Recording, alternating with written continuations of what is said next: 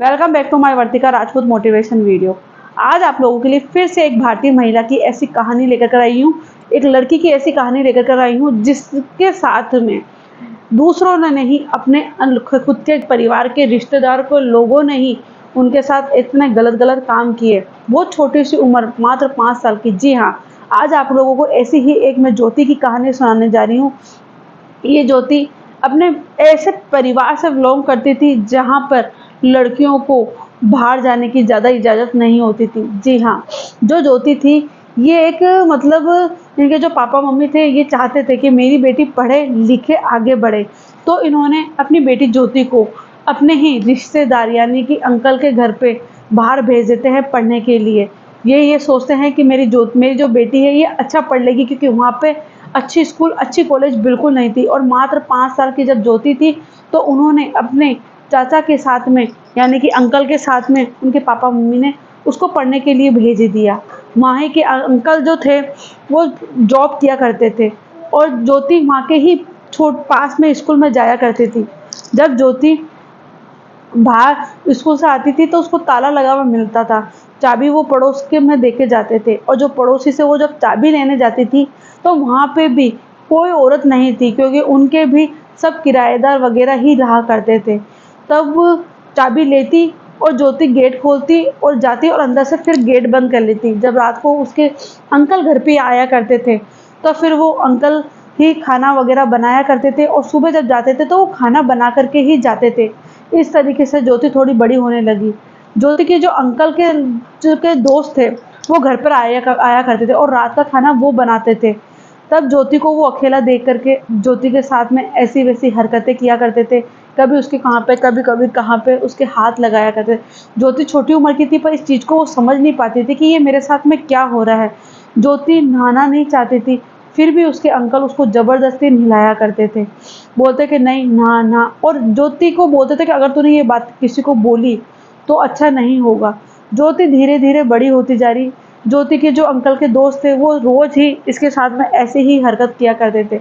ज्योति अंदर रोती और सिर्फ गर्मियों की छुट्टी में ही ज्योति को उसके मम्मी पापा के पास में भेजा जाता था। जब ज्योति 9th क्लास में आई और जब वो पड़ोसियों से चाबी लेने जाती थी तो पड़ोसियों के लड़के जो वहाँ पर रहा करते थे, आदमी वगैरह, उन्होंने भी देखा लिया था कि ज्योति अकेली है। ज्योति के मम्मी पापा यहाँ नहीं रहते और इसके जो अंकल है वो रात को आते हैं। तो जब भी ज्योति चाबी लेने जाती तो वो उसके साथ में छेड़खानी वगैरह किया करते थे। ज्योति धीरे धीरे जैसे बड़ी हो रही थी तो उसको बहुत चीज़ अटपटी लगती थी कि ये मेरे साथ में ही ऐसा क्यों होता है। वहाँ पे कोई औरत नहीं रहती थी, इसलिए ज्योति किसी औरत को ये बात बता भी नहीं सकती थी और उन अंकल की हरकतें बढ़ती जा रही थी, बढ़ती जा रही थी। जब ज्योति के साथ ये हरकतें होने लगी और फिर जब ज्योति जिस अंकल के साथ में रहने लगी थी वो अंकल भी उसके साथ में वैसी ही हरकत करने लगे, क्योंकि धीरे धीरे ज्योति बड़ी होने लगी थी और उसकी चाची वहाँ पे नहीं रहती थी, क्योंकि चाची थी नहीं, क्योंकि अंकल ने शादी नहीं करी। तो उस उनका नज़रिया भी उस ज्योति के प्रति अलग से थोड़ा सा बदल गया।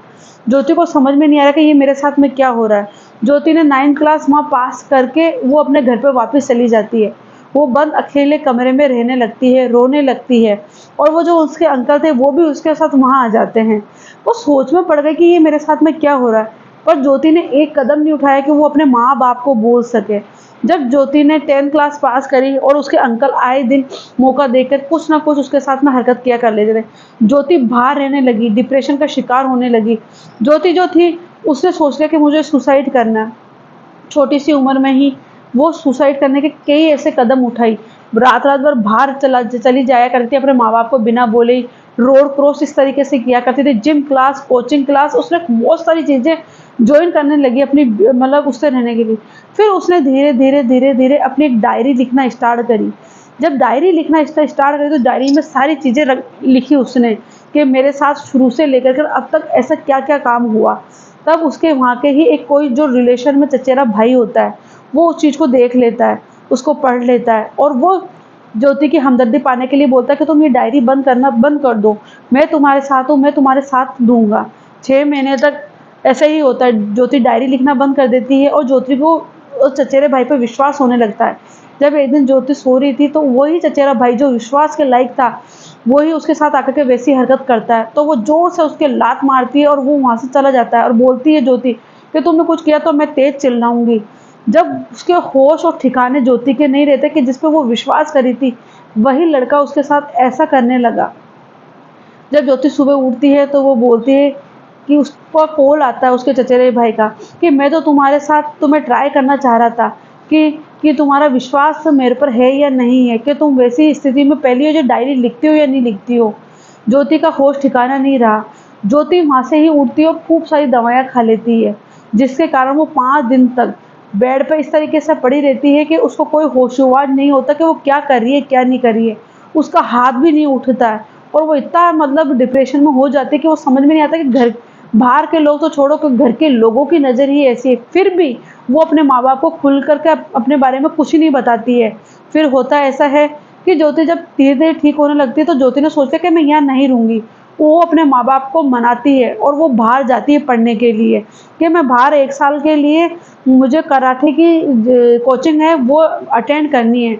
साल भर करते-करते उसके माँ-बाप को वो किस तरीके से भी मना लेती है। तो उसके पिताजी बोलते हैं कि तेरे पास सिर्फ़ साल भर है, तू साल भर में जो करना चाहती है वो कर ले। वो वहाँ से निकलती है और वहाँ निकल कर के वो वहाँ की क्लास जॉइन करती है।